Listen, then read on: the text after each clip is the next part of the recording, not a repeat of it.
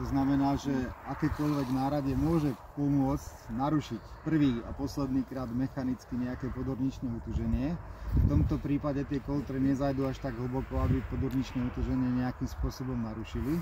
Ale z hľadiska toho, aby sa pôda rozpadávala, pretože keď sa to robí aj za mrazu, alebo prípadne za mokra, tak stále sa iba, pokiaľ je tam spolupráca pôdnej mikrobioty a koreňa, tak sa začína pôda drobiť a vytvárajú sa štruktúrne drobnohĺbkovité agregáty.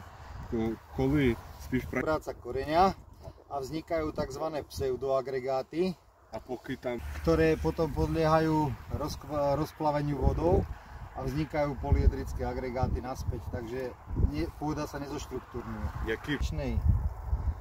Podorničnej pošvy, alebo teda toho podorničného utuženia je vidieť, že proste agregáty, ktoré nie sú drobivé, kde nie je vzduch, je tam menšie prekorenenie a v tomto prípade treba byť iba trpezlivý, pretože toto je z hĺbky 25 cm a postupne systémom symbiózy koreňov rastlín zoštruktúrňovať pôdu smerom do hĺbky.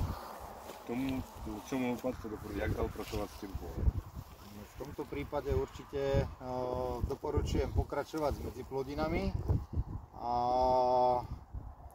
nechával by som pokiaľ možno stojací porast, pretože je to pieštitá pôda a stojací porast v zime dokáže zadržať viacej vlahy, ako keď sa medziplodiny ukončia mechanicky počas suchej zimy, ako je napríklad teraz.